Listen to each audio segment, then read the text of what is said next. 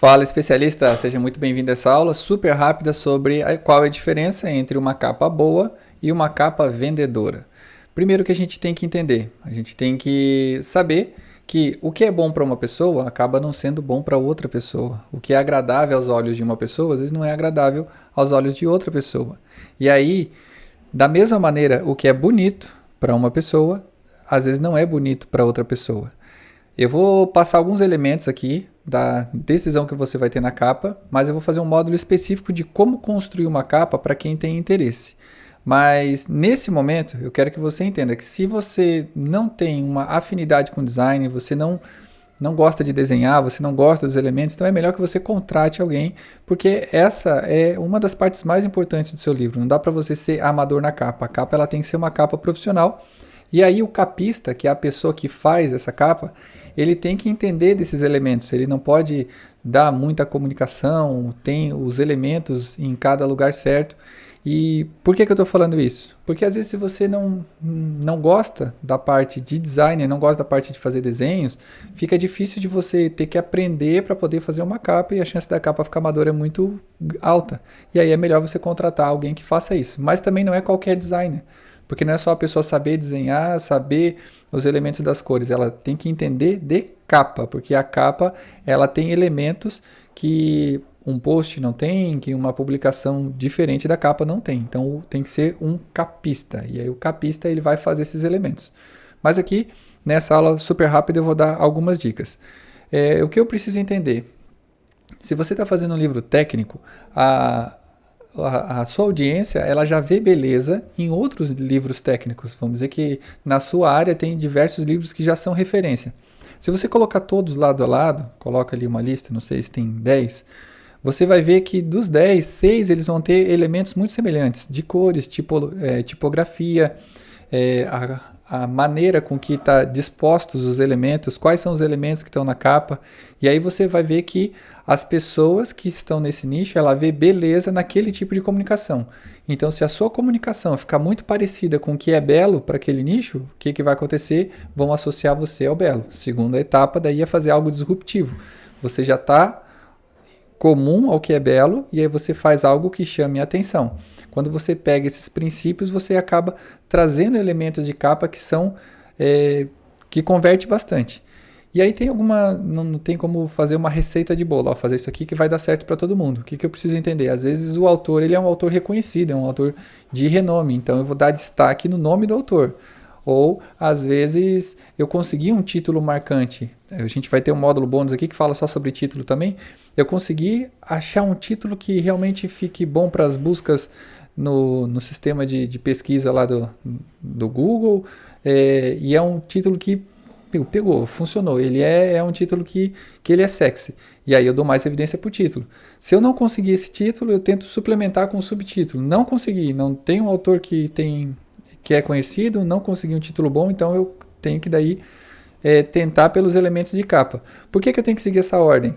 Porque nas divulgações, quando você trabalha só em elementos de capa, só a parte do design, só a capa bonita, pode ser que quando esse livro ele fique de uma maneira pequena, vou olhar no celular, ou ele está num banner muito pequenininho, ou ele está longe, ele acaba não dando evidência para o que está lá, porque eu não consigo identificar quais são os símbolos. Então, quando eu sigo essa sequência de, se for um autor conhecido, trabalhar primeiro o nome do autor, se trabalhar em cima de títulos poderosos, e aí depois trabalhar em cima de designer bom e escolher nessa hierarquia, você vai ver que a chance de ter essa conversão é muito maior.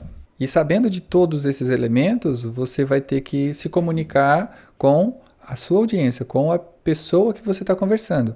Mas uma pessoa sinestésica, ela vai ter uma percepção diferente de uma pessoa lógica ou de uma pessoa que ela é mais visual. Então você vai ter que trabalhar de uma maneira para que você alcance todos esses públicos. Outra consideração muito importante sobre a capa, que existe sim espaço para esse lado criativo na capa, mas esse lado criativo ele tem que estar atrelado à mensagem com que você vai passar. Não é só ser criativo para ser disruptivo.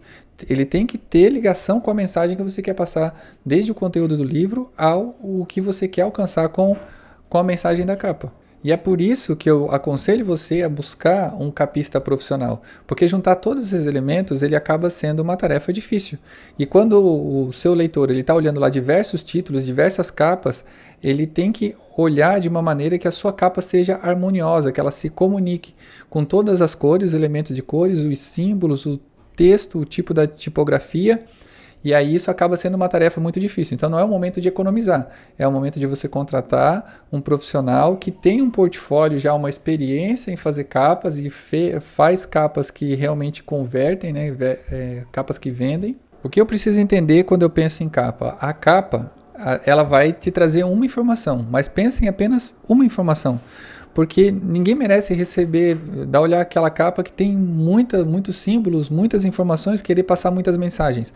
Então, você tem que pensar numa big idea, né, como a gente fala lá na copy, que é a mensagem central que você quer passar com aquilo, porque ele vai te gerar uma ação.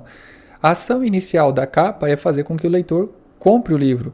Então, a mensagem ela tem que estar muito clara. E pensando já nessa estrutura de copy, de copywriting, porque quando você faz uma copy, o que você quer? Você vai pedir uma coisa de cada vez e a sua missão é fazer com que o leitor ele vá para o próximo parágrafo, assim que você constrói uma copy.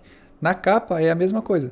Você vai conduzir o olhar do leitor para onde ele quer trabalhar dentro da informação para chegar até a informação que você quer passar. E é por isso que você vai dar uma ordem para cada elemento. E lá no começo, como eu falei, às vezes você vai dar ordem para que seja destaque, primeira coisa, o nome do autor. O autor não é muito conhecido, então um título que foi um título impactante, ou um símbolo que remete à comunicação com essa persona. Trabalhar aqueles 3 elementos que eu sempre falo quando a gente trabalha em livros e principalmente em capa. Você poder ser encontrado, você chamar a atenção e criar uma conexão. Quando você consegue trabalhar isso, você vai conduzir o olhar do leitor para o ponto que você quer. Nome do autor, título muito forte, elementos de capa, de designer. Assim você vai conseguindo conduzir o olhar do leitor para alcançar a mensagem que você quer transmitir.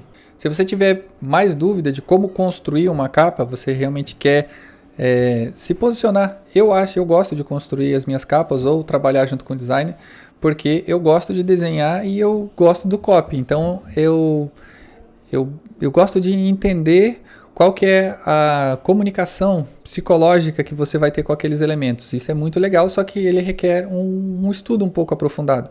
Se você quiser saber mais, eu vou deixar um vídeo específico com toda a estrutura de capa, mas que eu aconselho que se você está começando, contrate um capista, não é tão caro e realmente o valor agregado vai ser muito, muito maior, porque afinal de contas você quer que as pessoas cheguem a ter atenção lá no conhecimento do seu livro.